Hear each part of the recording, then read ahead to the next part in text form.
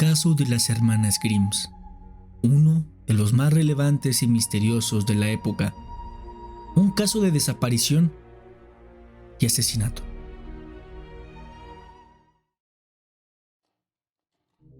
Todo comienza en el condado de Cook, Illinois, en Estados Unidos, el 28 de diciembre de 1956.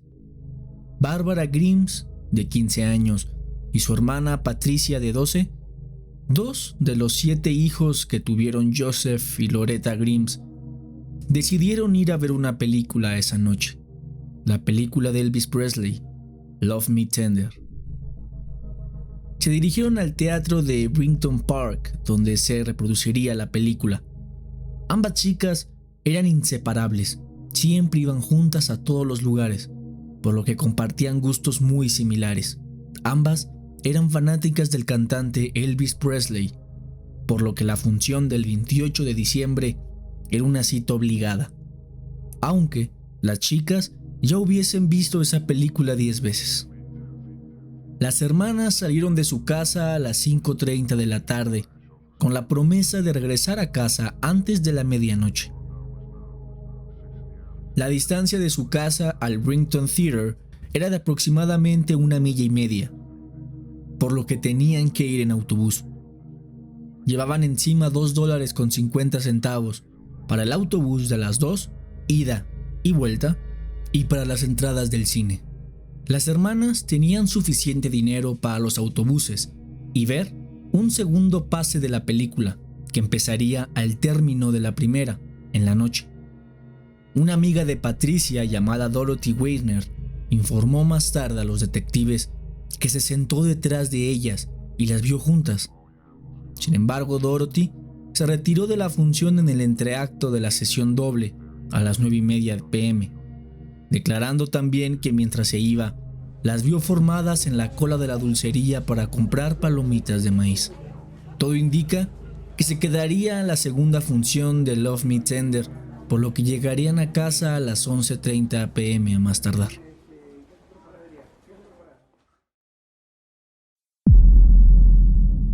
Las chicas no regresaron. Se hacía tarde, por lo que la madre, Loretta, pidió a su hija mayor, Teresa, de 17 años, y a su hijo, Joe, de 14, para ir a esperarlas en la parada del camión. Pasaron 3 autobuses y no había rastro de ellas. Regresaron a su casa y llamaron por teléfono a la casa de la amiga de Bárbara y de Patricia, pero no tenían rastro alguno.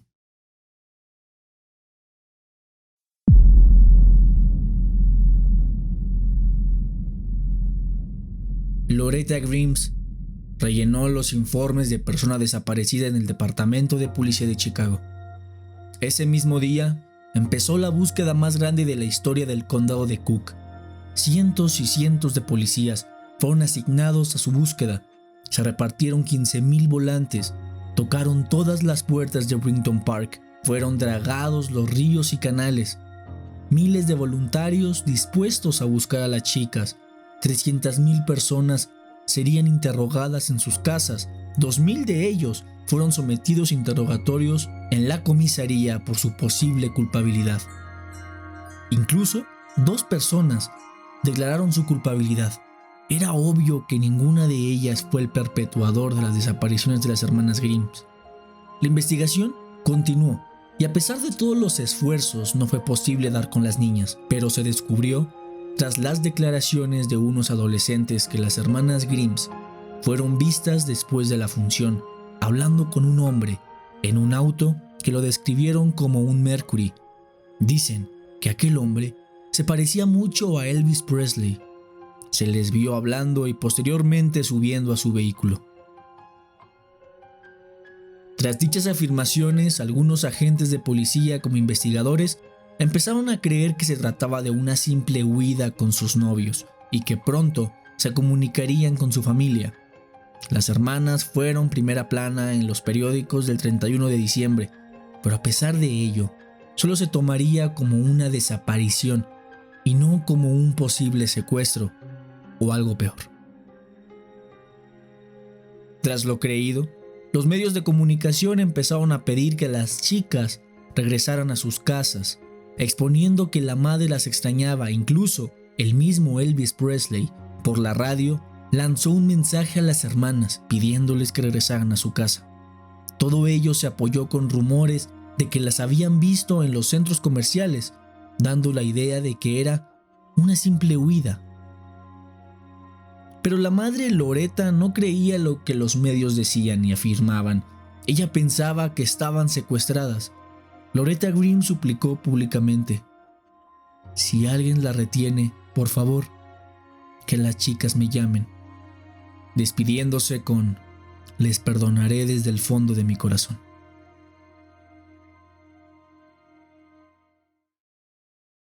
Pasaron los días, los medios se fueron enfriando y la policía simplemente se fue olvidando.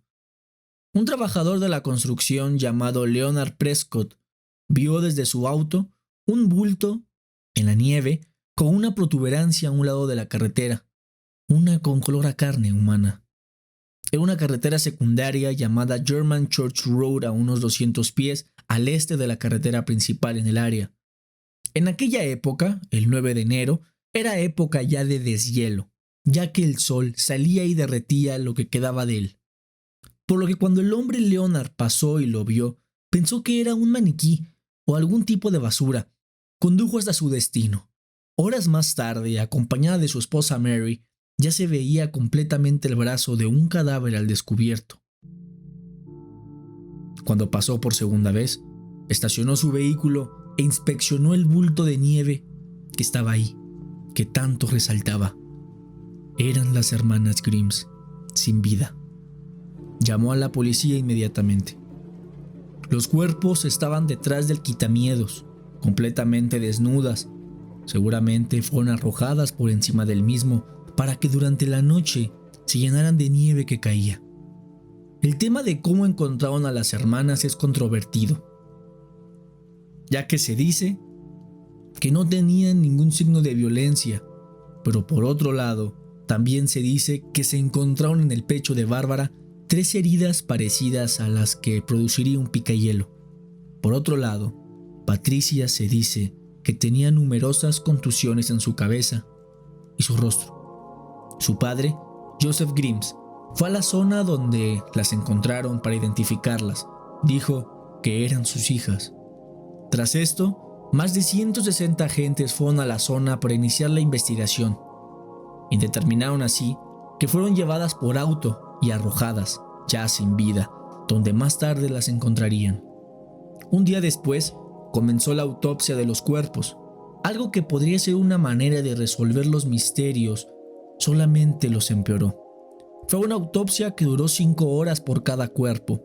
Se determinó mediante los estudios de los contenidos estomacales, los cuales pueden ver la comida que consumió el cuerpo como hace cuánto fue consumida.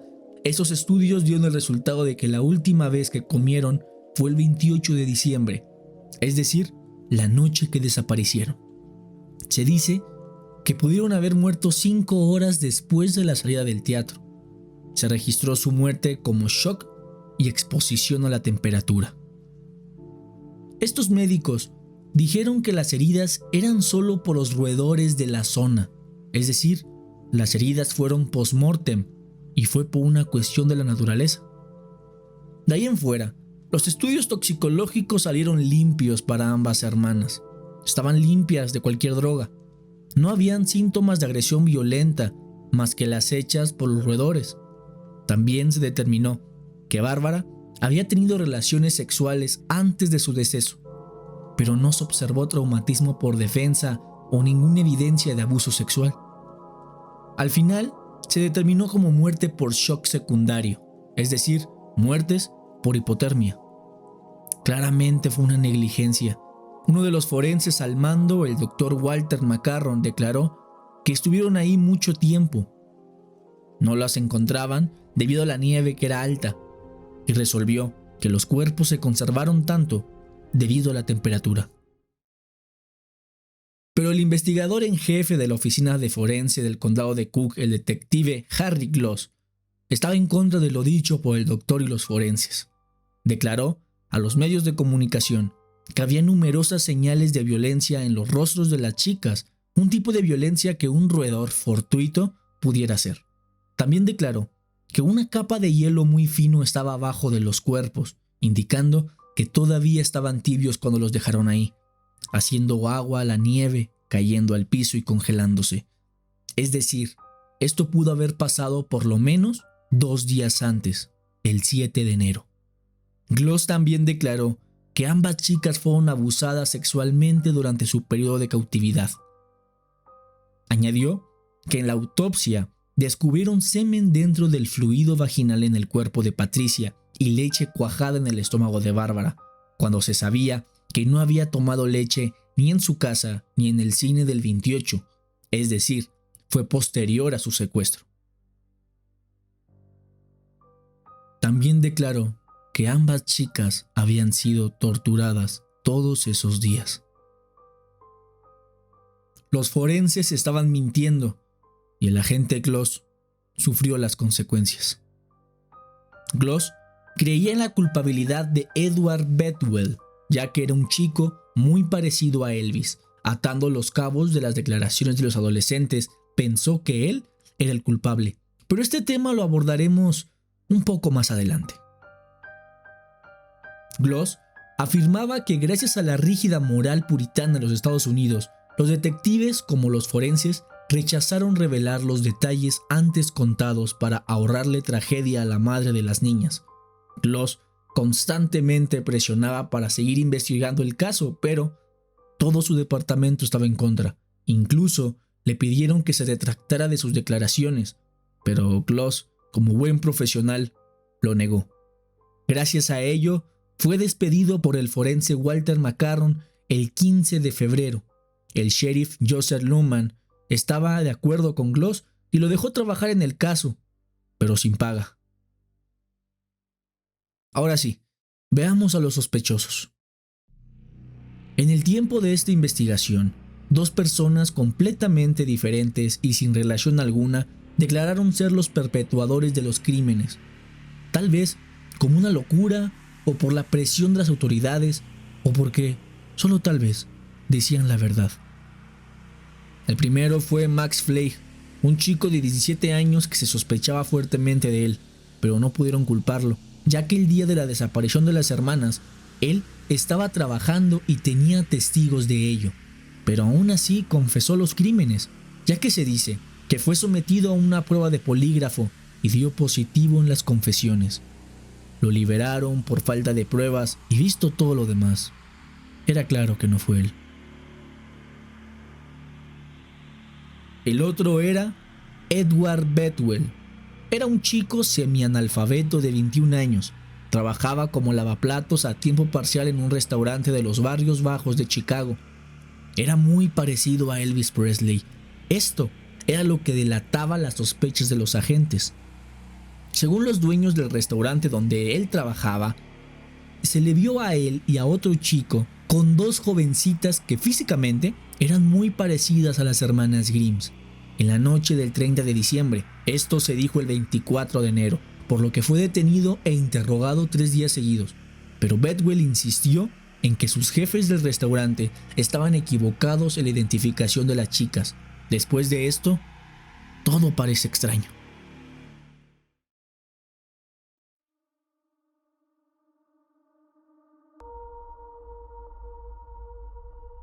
El joven Bedwell, 2 días después de lo dicho, firmó su confesión, donde decía que él y un colega de 28 años llamado William Cole Wingham estaban con ellas hasta el 7 de enero, bebiendo en varios bares de West Madison Street, cosa que encajó perfectamente con lo que se decía tras su desaparición, y también dijo que solo le daba de comer hot dogs, cosa falsa, tras lo visto con las declaraciones del agente Gloss y de los forenses.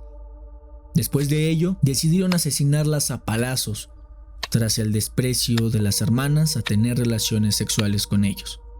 Es decir, Bedwell decía algo que encajaba perfectamente con varias declaraciones de muchas personas, pero luego se contradecía con las declaraciones del agente Gloss y de los forenses. Sumamente extraño. La madre, Loretta Grimes, fue citada y leyó sus declaraciones. Simplemente dijo: es mentira, mis chicas no estarían en West Madison Street, ni siquiera sabían dónde estaban. Y aquí, más inconsistencias. El amigo Wilgam admitió que estuvo con 2 chicas con su amigo Bedwell, pero negó que fueran las hermanas Grimes. Días después de esta confesión, Bedwell declaró haber sido coaccionado a dar una confesión tras un intenso interrogatorio, y las autopsias apoyaban esto, ya que no había nada de lo que dijo que consumieron en ninguno de los cuerpos de las hermanas, nada de alcohol y nada de hot dogs. Ese mismo año soltaron a Bedwell. Muchos estaban enojados, ya que pensaban que dejaron ir al criminal y asesino de las hermanas Grimes. Pero otro por ciento, donde se encontraba la madre Loretta Grimes, agradecieron por no culpar a un inocente. Ese debate siguió durante los años siguientes. ¿Tú qué crees?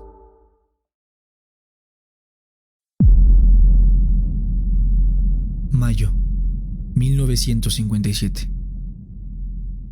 Loretta Grimes estaba en su casa, acostumbrada a recibir llamadas, molestando con la pérdida de sus seres queridos o confesiones falsas de los asesinatos. Esa noche, una vez más, sonó el teléfono. Ella lo tomó y empezó a hablar con la persona que detrás de la línea afirmó ser el perpetuador de los crímenes. Ella no le creyó, pero antes de colgar, el sujeto dijo algo.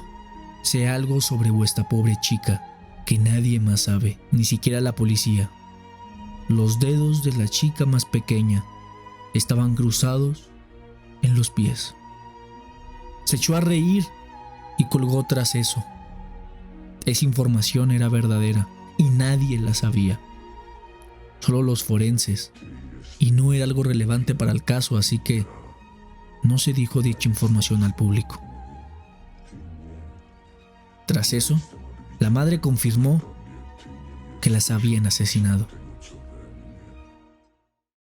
Lo curioso de esto es que el día que la madre recibió la llamada, habían encontrado el cuerpo decapitado de otra víctima, a solo 10 millas del lugar donde encontraron a las hermanas, una joven de 15 años llamada Bonnie Lade Scott. Un año después, detuvieron a Charles Leroy Melquist. A pesar de las semejanzas, nunca confesó el crimen de las hermanas Grimes.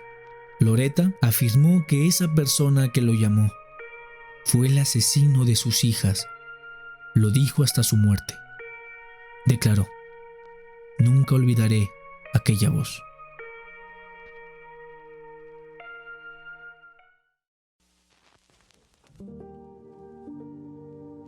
Y bueno, eso ha sido el video. Espero que les haya gustado. Si es así, por favor, dejar su like y suscribirse al canal si no lo están. Comenten abajo qué les pareció este caso. Síganme en mis redes sociales. Síganme en Instagram, denme like en Facebook. Y también estamos en TikTok haciendo directos y subiendo contenido. Les habla su amigo Mundus Nox. Hasta pronto.